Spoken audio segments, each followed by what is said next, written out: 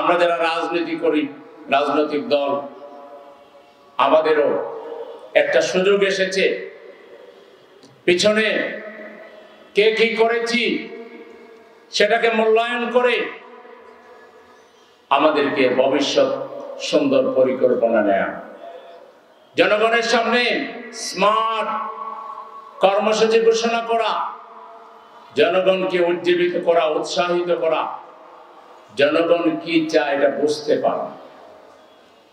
রাজনীতিবিদদের মূল আদালত হচ্ছে নিজেদের বিবেক, আর হলো জনতার আদালত। জনগণ কিন্তু আগের মতো আর ঘুমিয়ে নাই, তারা অনেক সজাগ।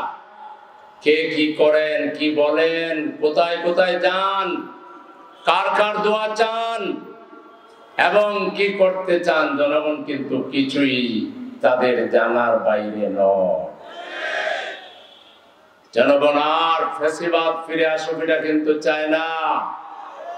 ফ্যাসিবাদীরা যে ভাষায় কথা বলেছিল, যে কার্ড ব্যবহার করে তাদের চিরস্থায়ী বিদায়ের বন্দোবস্ত করেছিল, একই বোতা কার্ড ব্যবহার করে লাভ হবে না।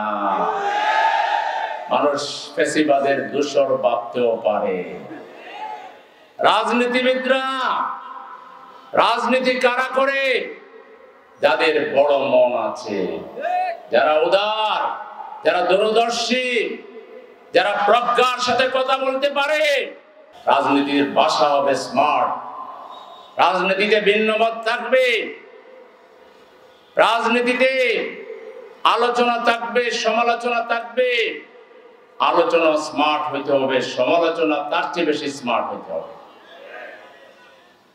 জগলাটে মানুষের মতো কথা বললে রাজনীতি মানায় না।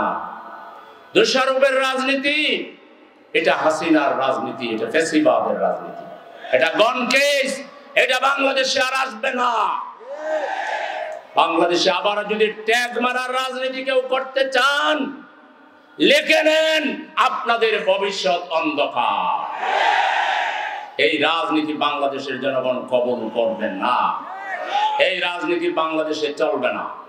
আমরা একটা পরিবর্তনের বাংলাদেশে বসবাস করছি, যে বাংলাদেশ অর্জন করতে গিয়ে আমাদের শিশুদেরকে শহীদ হতে হয়েছে, আমাদের ছাত্রদেরকে শহীদ হতে হয়েছে, শ্রমিকদেরকে হতে হয়েছে, যুবকদেরকে হতে হয়েছে, বৃদ্ধদেরকে হতে হয়েছে।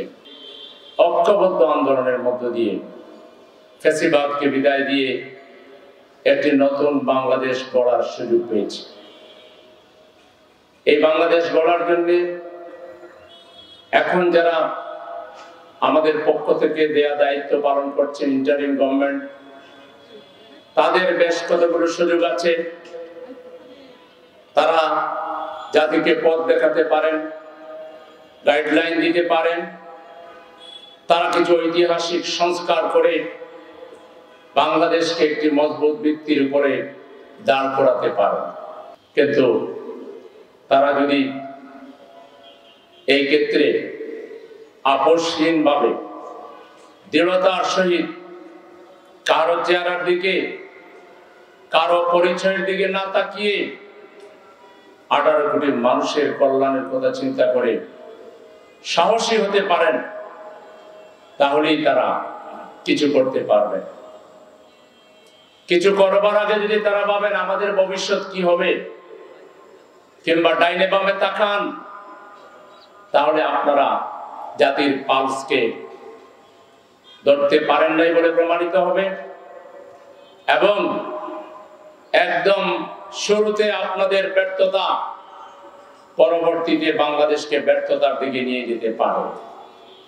এজন্য আমরা যারা ক্ষমতায় আছেন, জাতির পক্ষ থেকে দায়িত্বপ্রাপ্ত, তাদেরকে বলবো সাহসী হন, আল্লাহর উপর ভরসা রাখেন। তাওয়াক্কালতু আলাল্লাহ, লা হাওলা ওয়ালা কুওয়াতা ইল্লা বিল্লাহ পড়ে কোন শয়তানি শক্তিকে, কোন তাগুতকে, কোন মানবতা বিরোধী শক্তিকে, কোন হুমকিকে, ধমকিকে তোয়াক্কা না করে আপনারা কঠোর থেকে কঠোরতার মাধ্যমে দেশকে অর্ডারের মধ্যে নিয়ে আসার জন্য আপনাদের পক্ষ থেকে ঐক্যবদ্ধ এবং আপনাদের পক্ষ থেকে ঐতিহাসিক দায়িত্ব আপনারা পালন করুন। আমরা এবং দেশের সাধারণ জনগণ আপনাদের কাছ থেকে অনেক বেশি ভালো কিছু প্রত্যাশা করে। আরে ভাই, আমরা রাজনীতি করি, পাবলিক ইন্টারেস্ট আমাদের আছে। আমরা রাস্তা দিয়ে হাঁটলে মানুষ সালাম দিয়ে বলে, সেলিম ভাই দেশ তো স্বাধীন হইলো, কাম তো আগের মতোই আছে, যেই লাও সেই কদু। আমরা তো মানুষের সামনে চেহারা দেখাতে পারি না। এই ফকিররা কোথায় থেকে আসছে যারা চাঁদাবাজি করে? চাঁদাবাজ নামক এই ফকির গোষ্ঠীকে কবরস্থ করতে হবে, এবং সেটা যদি করতে হয় তাহলে আগে শিক্ষাঙ্গনকে সাজাতে হবে। শিক্ষাঙ্গনে এমন শিক্ষা দিতে হবে, সবার আগে আল্লাহর ভয় ঢুকাইতে হবে, আখিরাতের ভয় ঢুকাইতে হবে, তাকওয়াবান মানুষ বানাতে হবে, সত্যিকার মুসলমান বানাতে হবে, আল্লাহ রাসূলের হাদিস শিখাতে হবে। আল মুসলিমু মান সালিমাল মুসলিমুনা মিন লিসানিহি ওয়া ইয়াদিহি। প্রকৃত মুসলমান সেই যার হাত আর জবান থেকে অন্য মুসলমান নিরাপদ থাকে।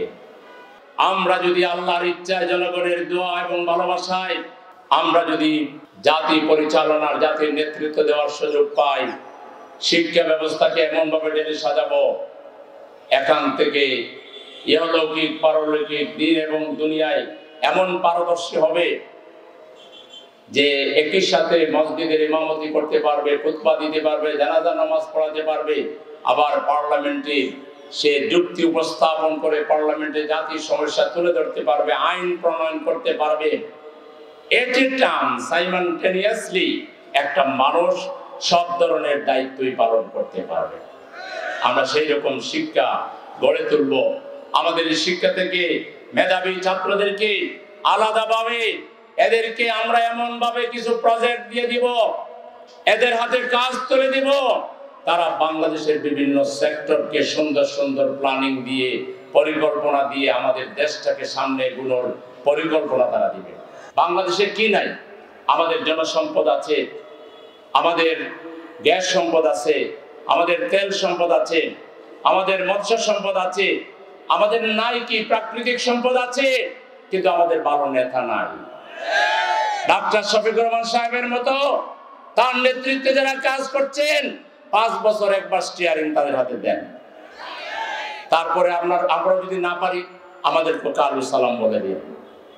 5টা বছর ভালো মানুষের হাতে দেশের চাবিকাঠি তুলে দেন, দেখবেন ইনশাআল্লাহ কি হয়। ওই রাজনীতিবিদরা যারা আমার ছেলের হাতে অস্ত্র তুলে দাও, আমার ছেলে মেয়েদেরকে যারা মাদকাসক্ত করো, কিশোরগঞ্জকে নিয়ে যাও তোমাদের ক্ষমতাকে দীর্ঘায়িত করার জন্য এবং তোমাদের নেতৃত্বকে ধরে রাখার জন্য, আমরা এমন ব্যবস্থা নিব কোনো কর্মী খুঁজে পাইবা না। কারণ চাঁদাবাজি বন্ধ হইলে রাজনৈতিক দলের কর্মীর শূন্যতা দেখা দিবে, আর দুর্নীতি বন্ধ হইলে রাজনৈতিক দল আর নেতার সংখ্যারও ঘাটতি দেখা দিবে। এখন ঠিকই আছে, এখানে বড় বেশি পাওয়া যায়, খালি খাইতে হবে, খালি খাইতে হবে। এই খাই খাই, পাই পাই, নাই নাই, এই রাজনীতি বাংলাদেশ থেকে আমরা বিদায় জানাবো। কি বলেন, রাজি আছেন? এই বাংলাদেশের 58,500 বর্গ কিলোমিটার মাটি একটা শান্তির মাটি হিসাবে এখানে কোনো প্রকার অস্ত্রের জঞ্জরানি চলবে না, এখানে কোনো মাস্তানতন্ত্র চলবে না। এখানে মানুষ ভাই ভাই হয়ে 18 কোটি মানুষ 58,500 বর্গ কিলোমিটার মাটির প্রত্যেকটা ইঞ্চি মাটিকে তার নিজের মাটি মনে করবে। সেই রকম আমরা সকলে মিলেমিশে বাংলাদেশকে গড়ে তুলব।